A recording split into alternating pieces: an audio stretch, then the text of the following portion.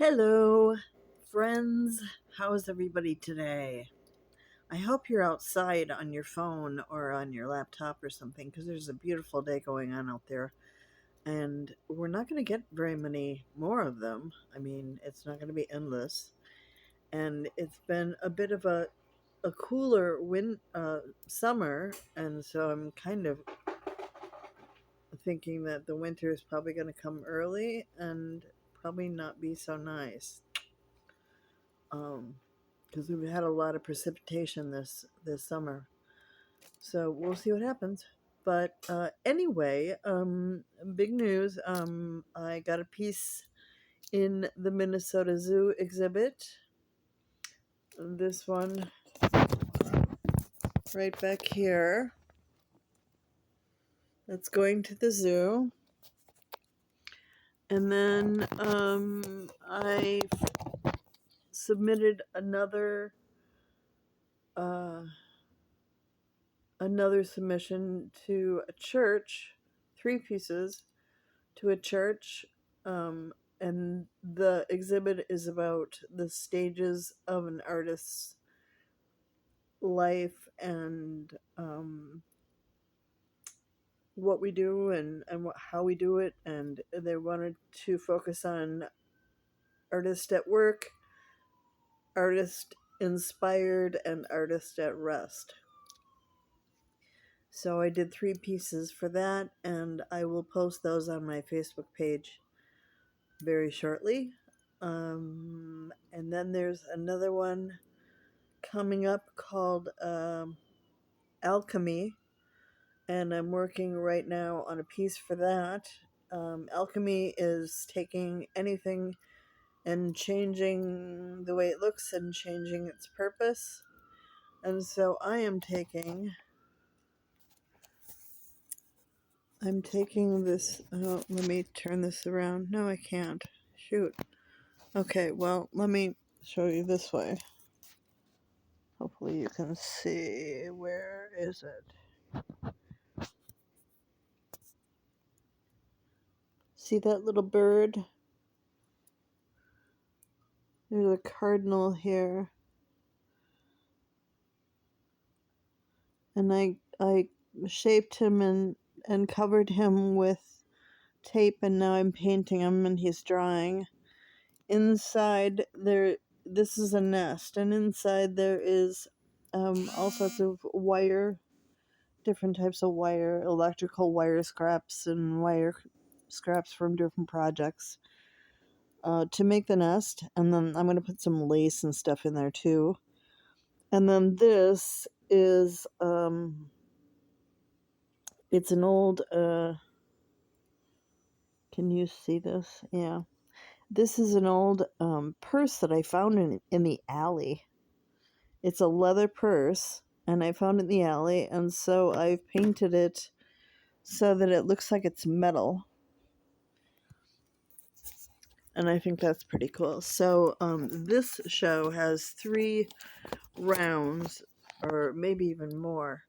But you can submit a piece, and then the jurors go through and select pieces for that round, and then you can resubmit or you can submit something new. I have this one planned for a submission, and then I already have an idea for the next one that I'm going to do, and that one's going to involve an old high top shoe that I lost one of them, sadly, because they're Converse, of course, and so now I only have one, and so I thought, I know what I'll do with that. So I'm going to convert that one as well for a submission. So yeah, lots of frenzied activity going on here. It's the only thing that keeps me sane. Since I've gotten sober, my life has been very solitary. Number one, I don't live on the island anymore, and number two, I don't really have any friends here. And a lot of the friends that I used to have just sort of disappeared. They just sort of wander off or whatever, and I don't see them or hear from them anymore. And what I've discovered is that I have a lot of complex trauma. I was working through that with my therapist. I have a lot of complex trauma. I grew up in a home that was extremely abusive, and I was abandoned at birth. So that's bingo bango. I was raised by nuns. So when I was 10 months old, I was already walking most of the time by myself, hanging on to pieces of furniture as I went, usually. I was drinking out of a cup, not a bottle. I could feed myself with a spoon. I was speaking in full sentences, and I was potty trained during the day. My parents, when they adopted me, they said I was like a little adult in a tiny body. I was very distrustful, and I didn't bond with my adoptive mother, which really, really angered her. I bonded with my father, but he wasn't around that much. So, so that was my upbringing and the beginning part of my life, which, as it turns out, shaped a lot of the way I am now in my life. And that being said, I don't form friendships very well, and I don't keep friendships very well because my level of trust is so low that when I feel like there's any danger where I could be abandoned or be betrayed or lied to or whatever, if I even feel like there's anything like that about to happen or already happening, I'm out of there. I'm I'm done. I'm out of there. I back away. I pull away. So I spend a lot of my time in isolation, and and it's really lonely. It is. But from what I understand, this is kind of the way life is for a lot of um, diehard artists like I am. We're not talking weekend hobby artists. We're talking about people that are insanely driven by their art, which I am. So that also makes it hard for people to uh, relate to me because it's a weird way that I am and the way that I live and the way I operate, and people don't get it. So that causes problems too. But anyway, I just thought I'd give you the 411 and come clean on all of those things that I've been thinking about and working through in my recovery from alcoholism.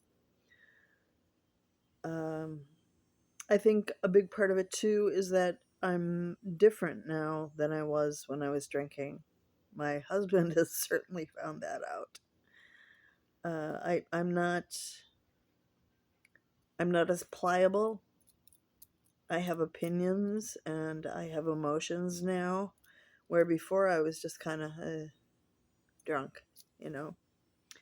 I mean, I was a functioning drunk. I worked really hard, but um, at the end of the day, I drank to make my depression go away, and I swilled that down and drowned it. And then later on came chronic pain from a nerve disorder that I have. So at the end there was a whole lot of drinking going on, which a failed liver that speaks volumes on how much I was drinking. I was drinking like a soda bottle full of straight brandy every night. Yeah, that's a lot of booze. A lot. And you can't do that like that. I mean, I had already had a lifetime of drinking. I started drinking when I was 11. So, and not only is everyone else discovering who I am discovering who I am as well. And it freaks me out sometimes. So, but one day at a time, baby steps, baby steps. And I just got to focus on my art career now. Now I've got plenty of energy for it, and I've got lots of inspiration. I never painted like this when I was drinking. Never. I mean, since I quit drinking, I've painted hundreds of paintings already. Hundreds. It's crazy. Not to mention the sculptures, the seahorses and, stuff. So, um, so that's it in a nutshell for now. If you're an artist and you are struggling in whatever ways you are, or in similar ways, give a shout out. I welcome participation and feedback, and tell me your story. Okay. Have a great day, everybody. I got to get back to work. Giving you a lipstick kiss from my mother's lipstick. She would be well over 100 by now. She's been gone since 1912, and I'm still wearing her lipsticks. She never left the house without it, and I don't either. Okay, so love you all. Have a great day. Bye.